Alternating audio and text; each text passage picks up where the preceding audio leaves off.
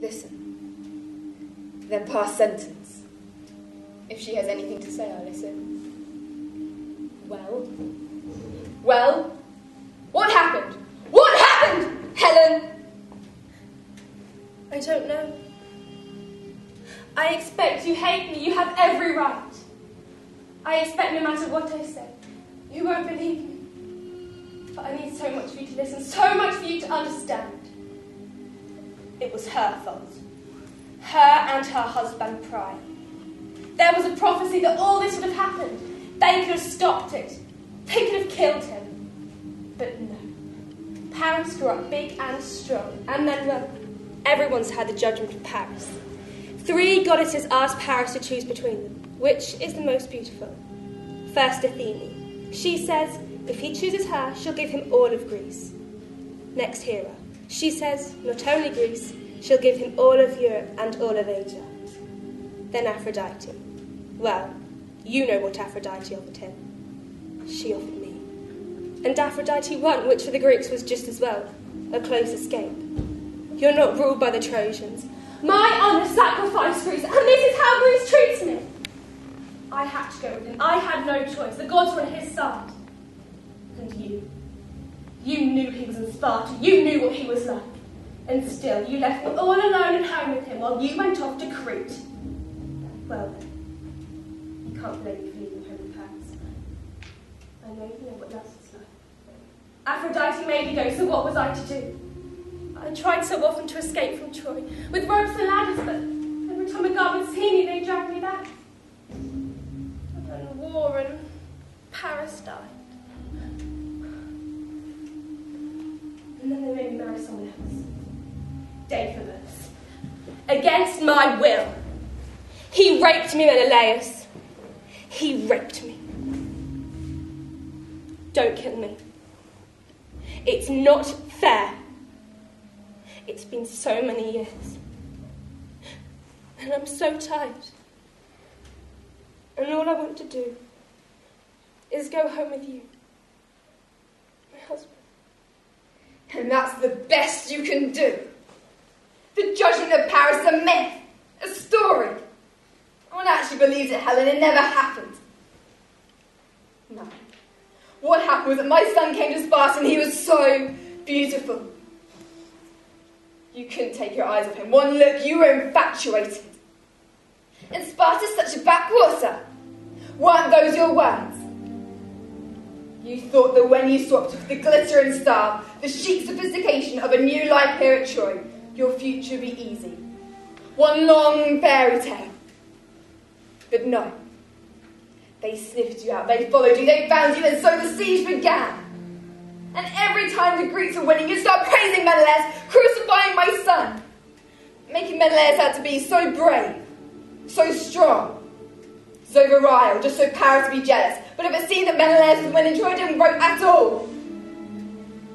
And these escape attempts, as if you were being held in Troy against your will, when did they happen?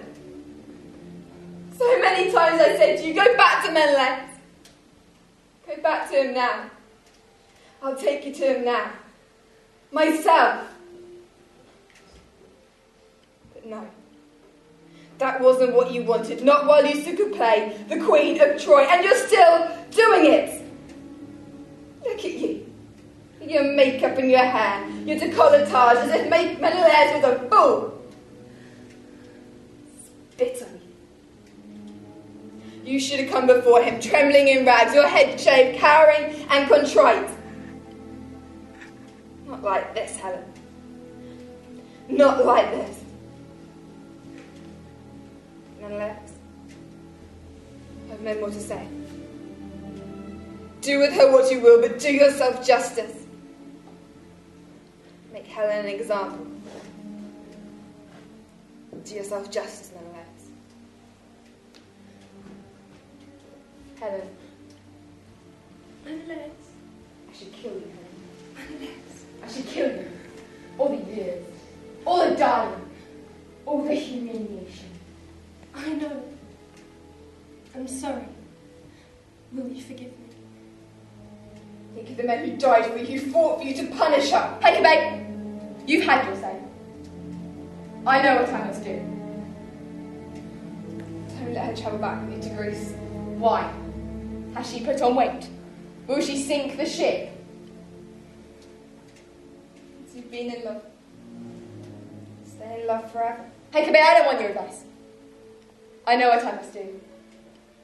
I'll take her back to Sparta. With me. Hecabe, I don't need your advice.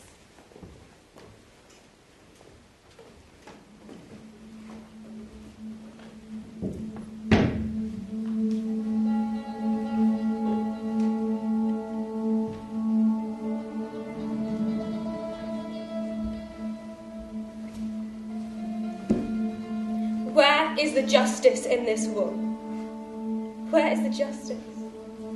In the killing and the dying and in God's betrayal.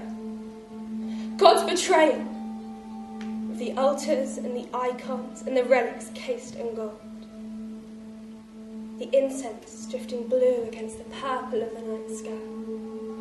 The citadel, the pergamon, the rivers white with melted snow that fell from the glens of Ida.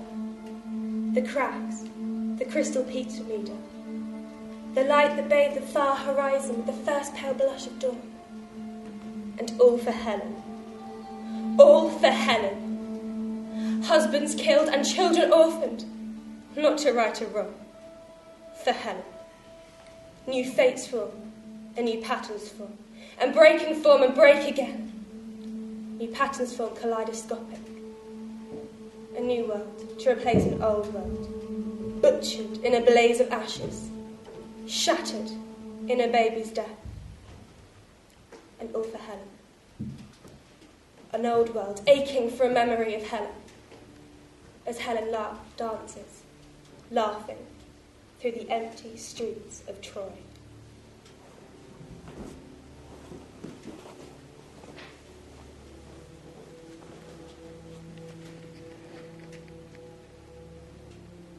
Tathabius?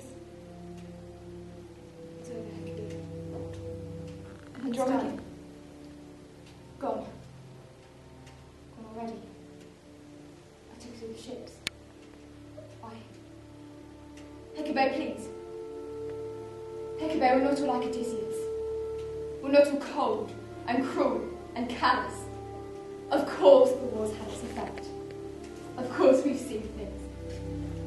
Done things we wish we'd never done. And yes, it's changed us somehow. Yes, it's hardened us, destroyed us, chipped away at our compassion. Bit by bit by bit, of course. But some of us still have some feeling, some humanity. Seeing Andromache board that ship, I thought of my own daughter.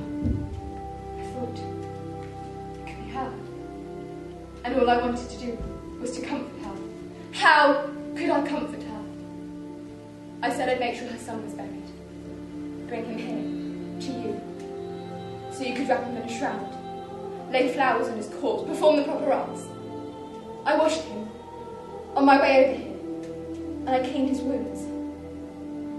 And now, I dig a grave, a little grave, for such a little boy.